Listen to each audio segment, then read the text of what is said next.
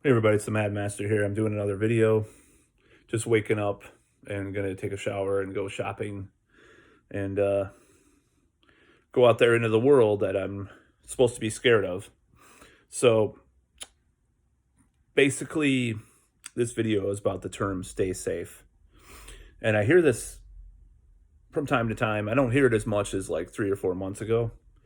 I hear it mainly from people at customers calling in my job, which I really want to get the fuck out of. Um, but it got me thinking that stay safe. I mean, we're never safe. There's always something that could kill us, car accident, disease, cancer, anything like that. It could kill us at any time. So these people say this, it's just like this popular faddish kind of, you know, thing that bothers me because it's like it's not that I'm against all fads or against all these, pendulums as they call it in reality transurfing. Um, it's just that this particular one really rubs me the wrong way because, for one, I'm tempted to tell them that, there's about 7,000 people that have died from the virus between the ages of 1 and 45. It might have gone up a little bit in the last couple days. I don't know. This is like 3 or 4 days ago. I looked at the death tolls. And of course, there's probably more that died because they're undercounting in some places, but there could be less than that died too because they might have some probable deaths could have been off. So maybe it's probably it's that kind of balance those two things out. It's probably an accurate number, honestly. So in my particular county, the last I checked which was yesterday, by the way. There's been 4 people that have died from the virus between the ages of 1 and 59. 4. So I know during a given year, there's more people that die in like drive-by shootings, even in my county, which is relatively low crime, than from the virus. So that's something that's kind of a staggering thought, but this is true. This is the truth. This is from the Dane County's actual dashboard, virus dashboard. So it's true. So when people say stay safe, it's just like they're jumping on this idea of fear and this bandwagon that it's like you never said this before to me, but you have to say it because it's this thing that's in the media, in the news, and you might have heard about it. You might know someone, but it's like I think it's kind of dumb because you're never safe. You can a plane could crash into my apartment at any time. I could die in a car accident. I could die of this and this and this and this and this but you're never saying this ever any time before. We live in a chaotic universe and a chaotic world to some extent. There's a veneer of stability and everything, but it's never safe. So I think a lot of people are really soft in America. They've been softened up.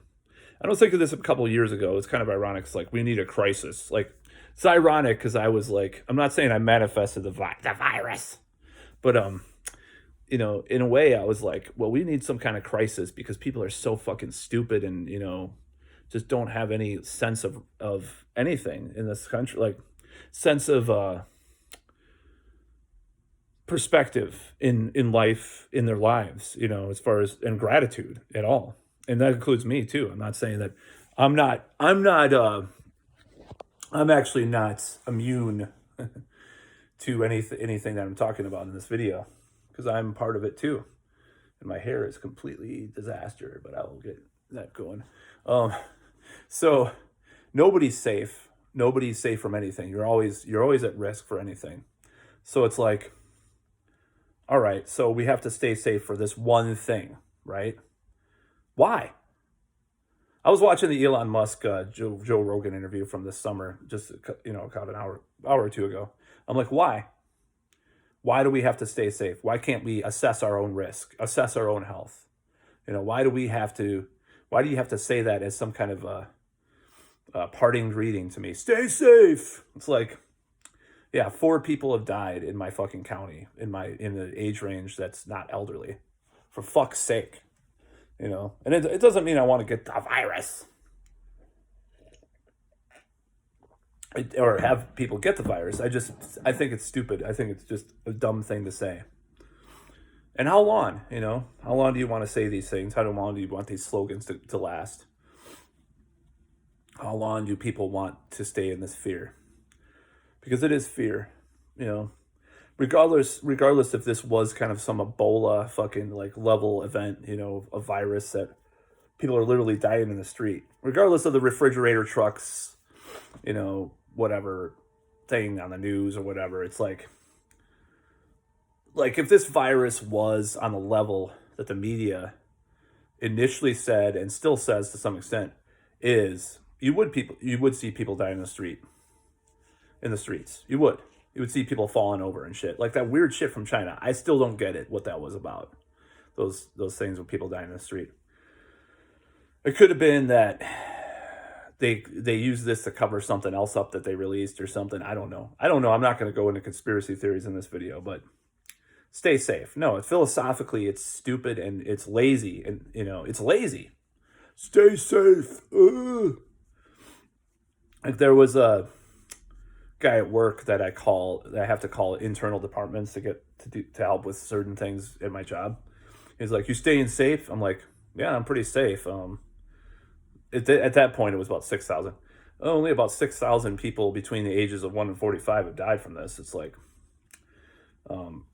so I'm just like, I'm staying safe, dude. I mean, what do you mean am I staying safe? Am I not seeing people? Am I just talking on Zoom with my friends and family? Fuck no. You know, I'm not going to ever use Zoom, I don't think, because it's just too popular. I'm going to still use Skype. I don't know if Skype and Zoom have the same capabilities. I hope they do. But fuck Zoom, man. I think the person that runs Zoom probably like released the virus on purpose. I'm joking. It's a conspiracy theory. Her and Jeff Bezos, you know, got together and released the virus. So, the virus. So no, I hate the stay safe thing. It's like, and stay at home. Well, you know, you can stay at home. Like a lot of conservatives say this, and I agree with them. It's like, you can stay at home. You stay at home if you're fucking scared of life, you know. There's nothing safe in life. There's no guarantees. This reminds me of this kind of reminds me of a conversation I had with I think it was my sister and brother-in-law, and this was my ex-brother-in-law years ago, about having kids when you're older. And it's like, well, you know, I told them, well, I might have kids. I'm going to still try to have kids when I'm older, maybe, blah, blah, blah, you know, 30s or 40s or whatever. And they're like, and I'm like, but I told them that people have doubts about that and say there's risks of this and all this shit is like, and I think it was my brother-in-law and my sister at the time, or my brother-in-law at the time, and my sister said, well, there's no guarantees, you know? There's no guarantees with, you know, when you're having children. There's no guarantees of anything, you know. You're not going to, you're always going to have a risk of birth defects and fucking all this stuff, having children in general. So just get on with it. Fucking do it, you know. So it actually stuck with me. Like, that's why I'm like, it's in a way that was like it's a weird thing to bring up in this video, but at the same time, it's like, it's a philosophical point of view that I think is probably necessary for right now. You're never safe.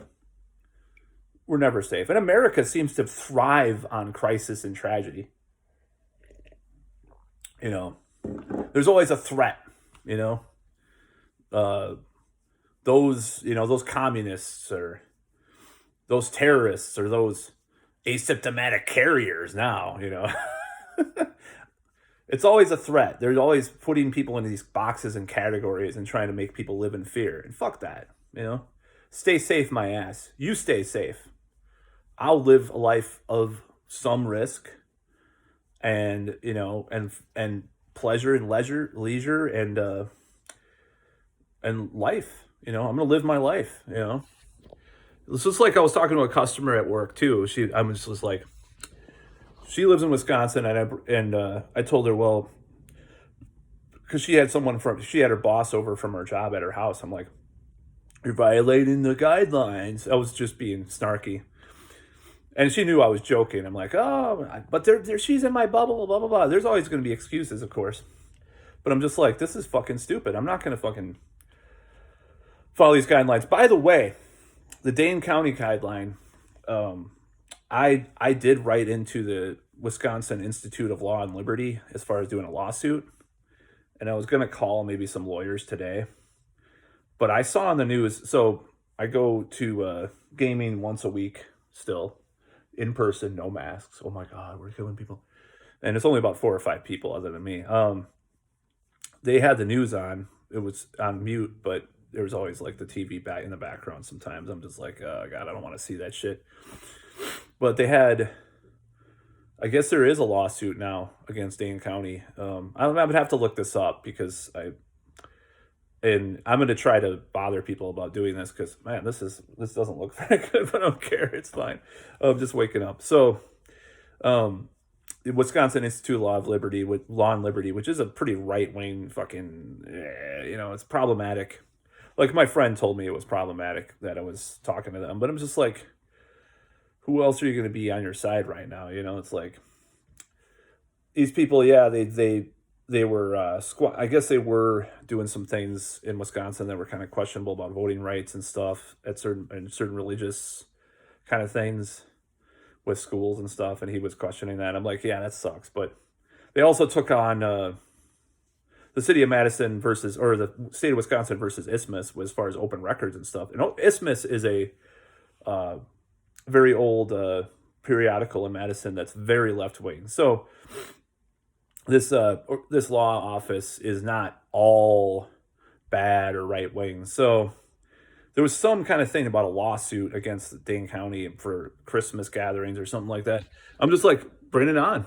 I actually wrote them though. I wrote them about doing a case against Dane County. I don't know if I influenced them at all. It was probably someone else. Maybe it was just I was one in the chorus of voices going against this stupid fucking not in your household gathering thing, which is fucking retarded. Honestly, it's fucking stupid. No one's allowed in your house other than people in your own household. It's against the First Amendment, for fuck's sake, and probably some other amendments. I'll have to read the Constitution again. But yeah, stay safe. You can stay safe. You can stay safe in your paranoid little bubble, for the rest of your life, not take any risks. And America is so fucking pussified, I'm just going to say it straight out. I don't give a fuck. The shit that people, and I was thinking this years ago, about 2 years ago, I was like, it's like, I hate to use the word pussified because vaginas are pretty strong, but it's just a slang term that, is in the vernacular from years ago. I'm sorry. Sorry for being problematic and triggering in my video. I said pussified. So yeah, I think America's really soft. It just, and this goes for both sides of the political aisle. It's just like, God damn, oh my God, you have to give up this or that, blah, blah, blah, on either side. And people would argue that about lockdowns. No, that's a different fucking matter. That's a matter of rights. As far as, oh God, these people want to have a haircut. Well, why are you supporting protests or the Black Lives Matter protests? Just a month ago, you were saying, oh, people have to stay at home.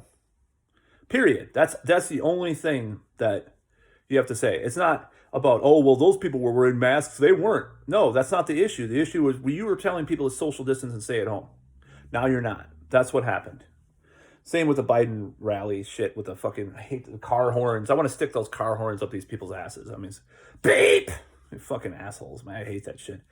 I was driving around during the day that they announced Biden was the winner and people beeping their horns. And I was just like, yeah. I had my Jesse Ventura sticker on the back of my car for president. So I'm just like, fuck this. I'm getting, this is stupid. But anyways, back to the original premise of this video because I'm known to ramble on. We're never safe. We're never immune from anything, We're always at risk for something. And this society has to realize that, We're never gonna. And Elon Musk really put it on in this interview as far as like people should have the choice to risk their lives or whatever. Really not risking their lives that much unless they're like I said, like it's been said and hammered home uh, by certain people is there's certain people that are more at risk than others. And you have these like anecdotal news stories about some family that got the virus and one of them died and they were young and something like that. I mean, but you're gonna have that about a lot of different things. Someone could get you know some disease. They like meningitis. Like, oh, they could hit a dorm and like three of the kids could die. That's I've seen the stories about that. You have some dorm and three kids get meningitis and die within 24 hours. There's always these kind of anecdotal stories. We're not kind of fucking closing down dorms because of meningitis. Now, maybe it's like meningitis, but then, like three, more professors will die from that, or something that are 60 years old and up. And that's more a better comparison, honestly. But we're never going to be safe. Nobody's safe. But these people that are pushing these agendas, whatever the agendas are for, sometimes I think it's just because they live in a fear consciousness, as I talked about in my original virus video. People thrive on fear. They thrive on tragedy. They thrive on control. Whether or not you think Governor Whitmer is consciously plotting to control people or is this unconscious thing, which I think it's more an unconscious inclination with some of these people. I don't think they're sitting there plotting this massive like fear thing, with people. They think they're doing the right thing and they believe that they're saving people and they, oh my God, I'm saving all these people by the lockdown. Oh, when they're so stuck in their ways and they, commit to these ideological positions and traps that they can't see the other side. And I'm probably guilty of that too because I'm so against lockdowns and stuff. But it's a nightmare. So stay safe, stay at home. I'm not going to stay at home, and I'm not going to stay safe because nothing is safe. Nothing is 100% guaranteed in life or safe. But it's better to live your life. You only have a short period of time on this planet, You can't really sit there and say, oh my God, I'm going to do this. This might happen to me. So when people stay safe, it really, really gets my goat, as they say. And the lead singer, or the guitarist of Iced Earth, I was listening to an interview. He believes in a lot of the conspiracy theories and stuff, as he has in the past. A little anecdote about that. I did meet actually John Schaefer of Iced Earth once. It was a little cold, but no pun intended. But it was during Prague Power. I was weird, geeky, younger person back then. So, but I heard that he at that Prague Power, people were hanging out with him. I wasn't at this like gathering, but he was constantly touting Fox News at the time. And then a few short years later, he kind of got more in the conspiracy libertarian right, which I still prefer to Fox News, of course. But he was saying like more recently about, I tell people to, when people say safe, I say stay free. I'm like, I want to start saying that. So I think that's a better thing to say. Stay free. Staying safe is fucking for the weak. It's for the weak, gullible, fearful, minded. That's what I think. I would almost want to say stay sane, because people are going insane too, But I don't know when this is gonna end. I just hope it does soon. I don't know if it will end. I don't know what will end. What that's gonna look like. There's got to be a breaking point. I think there's a certain breaking point, and maybe that breaking point is a slow, drawn out process where people just start to say fuck it, and just like not accept this whole thing. I mean, I know some states in the South have started to have concerts again and shows, and they and you see the footage from the show because it says we did a safe, socially distanced show on paper, and we were, masks were, either not mandatory when you're drinking or whatever. But you look at the footage, it's like, yeah, it's a normal show. What the fuck are they talking about? It's all for show. These little things they sign and shit.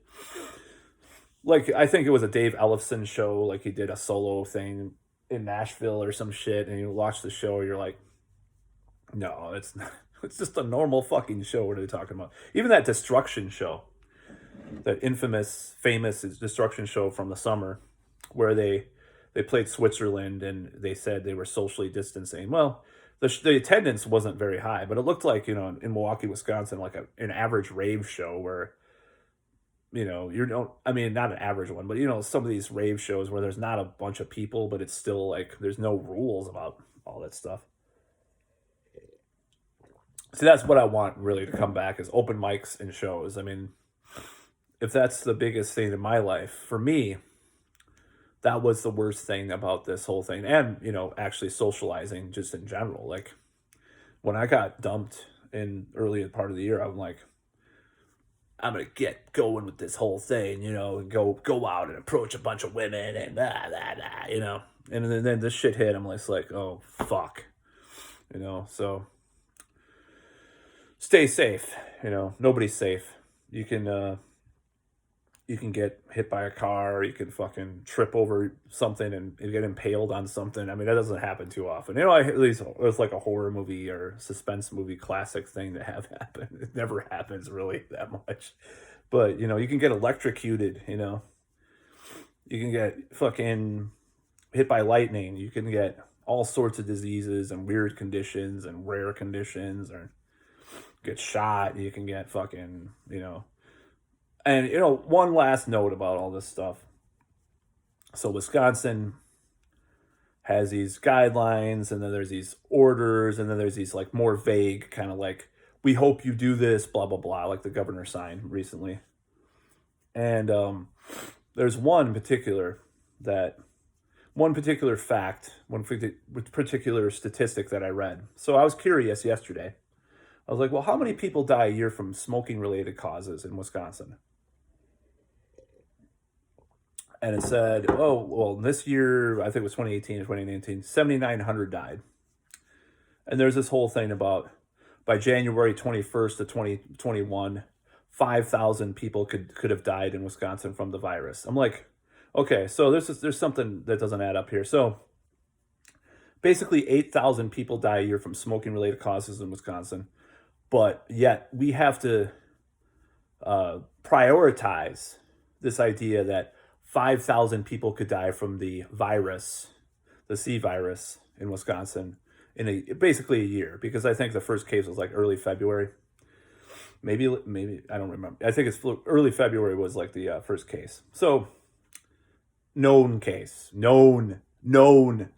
Anyways. So I'm just like, this is totally fucking off, And I know it's like the thing about, people fucking backwards rationalize and do all sorts of fucking mental gymnastics to excuse all this shit, just to say, well, you're saying this, yeah. It's like, fuck you. So, yeah. 8,000 people die a year in Wisconsin from smoking-related causes. We don't close down the entire fucking state for that. We don't close down, we don't, the most important thing, we don't stop people from going to each other's houses because they might have secondhand smoke in their face, because and it said like 100,000 are affected, may have died prematurely a year of children if they're exposed to it. Like, what do they say? Like, they might die in their lifetime, they'll die prematurely because of secondhand smoke. We don't make people stay in their houses for, smoking related causes. 5,000 versus 8,000. I don't think there's a more staggering fucking statistic. Well, the hospitals may be overloaded. Oh my God, they're almost at capacity. Oh, well, yeah, that might be maybe partly the case, but is that going to last forever? No, it's like and there's another thing. One last thing. I was watching this February interview of Fauci, and he mentions, and this is really bizarre, and this goes into more. This is more for the conspiracy-minded people. He says, "We're already working on a vaccine." What? In February? What the fuck? So yeah, everything's just so totally wrong and shit with all this, but we're never gonna be safe. You can stay at home and all this shit. You can fucking do this, and people are not gonna listen. People are not gonna fucking follow those orders. They'll wear masks, they'll fucking do all that shit, but they're not gonna fucking stay at home and rot in front of their Zoom.